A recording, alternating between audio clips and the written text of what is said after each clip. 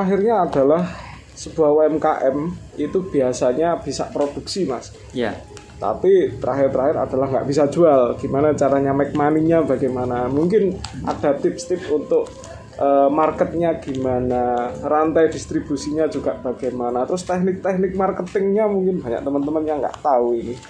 Iya, kalau saya sih saya menyerahkan pada ahlinya gitu kan. Intinya gini, saya itu dari dulu kan belajar dunia teknis ya, dunia kuliah di elektro, kerja di dunia telekomunikasi. Suruh masak nggak bisa saya. Jadi kayak goreng-goreng ini saya nggak bisa. Gitu. Makanya saya suruh goreng ini siapa? Pembantu saya. Oh gitu. Gitu. Ya? Karena kan kebiasaan goreng kan. Ya. Oh, iya. Saya serahkan pada ahlinya, saya serahkan pada pembantu saya. Saya kasih upah gitu kan. Gitu. Awal-awal seperti itu. Jadi saya fokus di sisi pemasaran.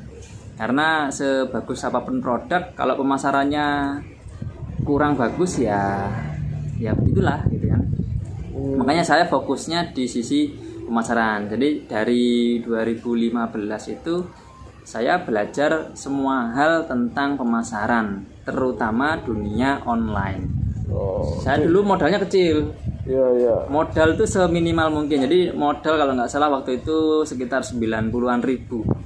Ya, catat ya itu 90.000.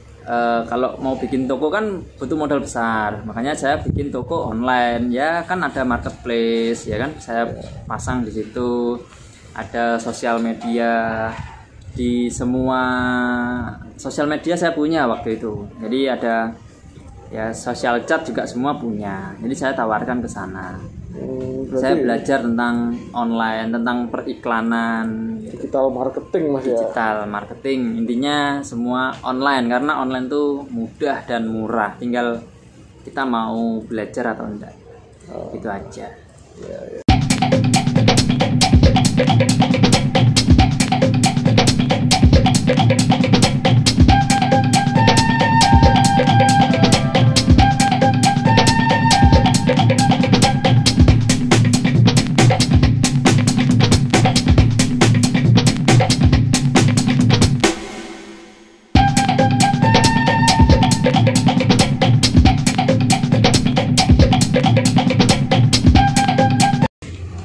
Lalu saya membuka sistem reseller.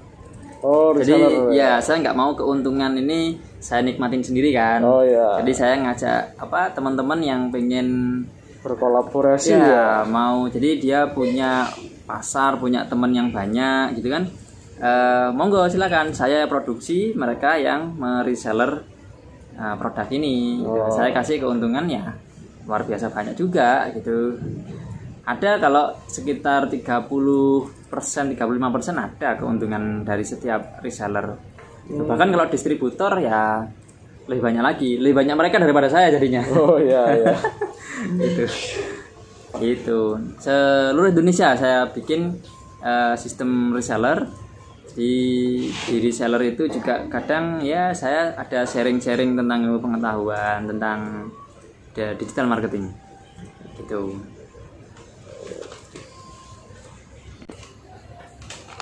Nah, jadi bagi para petani muda ini yang masih bingung dengan mungkin beberapa masalah yang dihadapi adalah ketika pasca panen itu harganya jatuh, pada saat mau produksi pupuk menjadi langka. Hal ini menjadi marginnya tipis, Mas Buko. Ini bagaimana saran Mas Buko untuk para petani-petani muda yang mungkin baru memulai usahanya?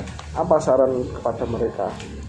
Kalau saya dari hasil pertanian ya diolah saja, fokus pada bidangnya masing-masing. Jadi kalau ahli di bidang produksi, cari kaum milenial, cari anak-anak muda yang jago di pemasaran, terutama pemasaran digital. Itu. Jadi ya tetap berkreasi ya dengan memproduksi hasil pertanian. Gitu aja. Jadi fokusnya pada satu bidang aja. Fokus di produksi ya udah produksi aja. Produksi dan produksi. Jadi peningkatan kualitas produksi, berkolaborasi dengan teman-teman yang jago di bidang pemasaran. Jadi teman-teman yang pemasaran kasih sharing profit lah bagi hasil usaha, itu aja. Jadi itu benar-benar win-win solusi ya Win-win bagi solusi. para Jadi petani. kalau yang anak-anak muda kan biasanya kalau untuk bertani kan mungkin kurang berpengalaman biasanya benar, ya itu. Tapi dia jago di bidang online, peronlinean. Ya udah, mereka jualkan secara online. Kita yang sebagai petani ya berproduksi bagaimana hasil pertaniannya semakin bagus, diolahnya juga semakin bagus. Itu aja. Simple sebenarnya. Ya, kalau banyak sih teman-teman UKM itu kan biaya produksi, biaya memasarkan. Nah, itu nggak maksimal ya Mas? Nggak maksimal. Akhirnya pada saat dia sudah capek berproduksi, dia tidak ada waktu untuk belajar bagaimana memasarkan yang baik, bagaimana membangun brand, bagaimana mengelola sebuah sosial media dan lain sebagainya. Akhirnya ya banyak stuck di situ. Aku sudah capek nih gini, gitu kan. Sudah capek produksi, suruh belajar gini ya males gitu kan, gitu. Kebanyakan sih gitu. Itu yang terjadi di UKM kita. Ya, sekian ya ini perbincangan kita dengan si anak bawang ya. Mas Bugi ini juga punya buku. Jadi bukunya si anak bawang Mas Bugi. Si anak bawang. Ya, Mas Metamorfosis apa ya? Metamorfosis karyawan menjadi juragan. Wah, itu ya teman-teman ya. Jadi begitulah wawancara kita dengan Mas Buku Wicaksono ya. Dengan bukunya bisa banyak sih di internet itu. Bisa nanti pesennya di mana. Jadi buat teman-teman yang masih muda, yang masih punya banyak energi, tetap berkarya bahwa petani muda itu ada. Sekian dari saya. Assalamualaikum warahmatullahi wabarakatuh. Waalaikumsalam warahmatullahi. Pemuda-pemuda selalu bergerak atau tergantikan.